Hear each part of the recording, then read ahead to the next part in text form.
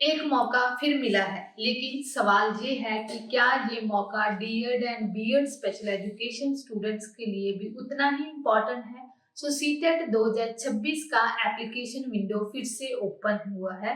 सो इसकी last date जो है वो 1 सितंबर 2026 है। एक वीक आप सभी को जो है वो फिर से मिला है। अब अगर आप डीएड या BEd special education, HI, VI, ID या एमडी या किसी और स्पेशलाइजेशन में कर रहे हैं, सो आप सभी के मन में एक सवाल आता है कि क्या मुझे सीटेट देना चाहिए। सो सीटेट क्यों जरूरी है। सो इस वीडियो में इन सभी सवालों को जो है वो हम क्लियर करेंगे। सो इस वीडियो को लास्ट तक आप सभी ने देखना है।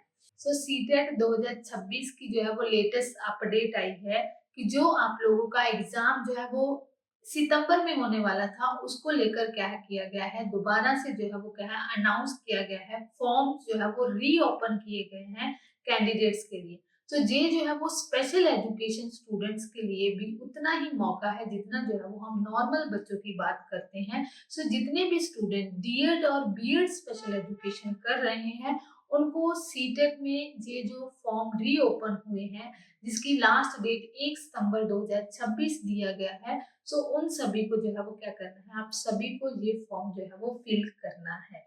सो सीटेट स्पेशल एजुकेशन स्टूडेंट के लिए क्यों इम्पोर्टेंट है। सो अगर आप लोगों का जो है वो क्या है कि हमें जो है वो टीचिंग फील्ड में जाना है और सेंट्रल लेवल में अगर हमें जॉब चाहिए, सो उस सभी के लिए, और प्राइवेट में भी आज जो है वो क्या है सीटेट। सीटेट की सबसे पहले फुल फॉर्म आप सभी को पता होनी चाहिए। फुल फॉर्म क्या है? Central teacher eligibility test. So ये टेस्ट जो है वो सेंट्रल लेवल पे जो है वो आप लोगों की एलिजिबिलिटी सुनिश्चित करता है।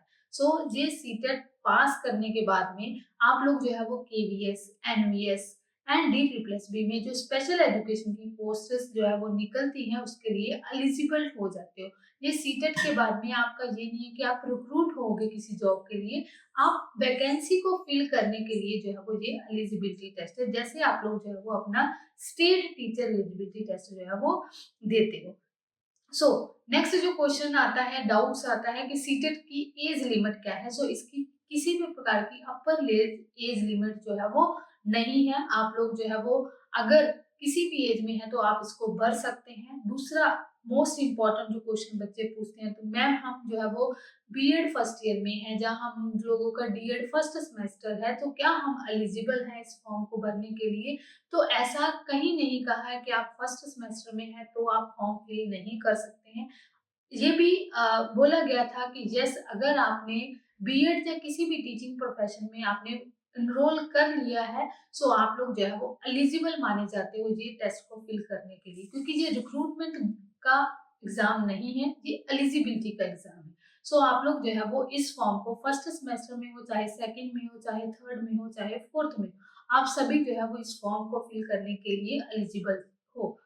सो ये डाउट आप सभी का होप क्लियर हो गया होगा। नेक्स्ट बात आती है सीटेट के जो है वो 2 पेपर हैं, ठीक है। पहले जो है वो आगे इसको अभी पीजीटी लेवल पे भी करने की बात कही गई है, बट अभी जो है वो क्या है, अभी सेम सिमिलर पैटर्न ही चलता आ रहा है कि पेपर 1 है और पेपर 2 है।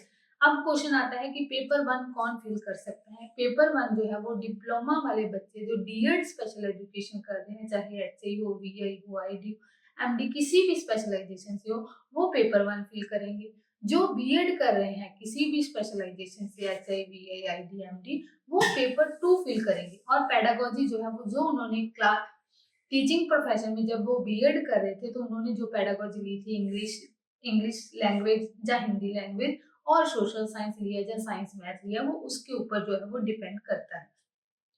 नेक्स्ट आता है कि जो सीटेट है उसका सर्टिफिकेट जो है वो क्या लाइफ टाइम वैलिड है, क्योंकि कुछ जो स्टेट टेस्ट होते हैं उनका जो है वो कुछ लिमिटेड टाइम के लिए वो वैलिड होता है सर्टिफिकेट।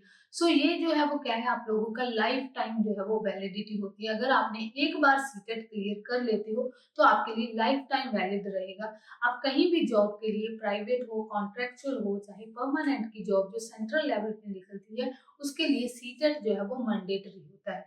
सीटेट सेंट्रल लेवल के लिए मैंडेटरी है, बट अगर आप लोगों ने वैसे क्लियर किया हुआ है तो आपकी जो है वो पर्सनैलिटी को एनहेंस करता है, आपका पोर्टफोलियो को जो है वो स्ट्रॉन्ग करता है, तो इसके लिए मोस्ट इम्पॉर्टेंट है। सो सीटेट नेक्स्ट आता है कि सीटेट हम कितनी बार दे सकते हैं, तो इसकी कोई ये लिमिट नहीं है कि आप 5 बार ही दे सकते हैं, 4 बार ही। आप अनलिमिटेड जो है वो अटेम्प्ट दे सकते हैं, बट कोशिश कीजिए कि इसको जो है वो सीरियस लेकर जो है वो आपने फर्स्ट या सेकंड अटेम्प्ट में ही इसको क्या करना है, क्वालीफाई करना है।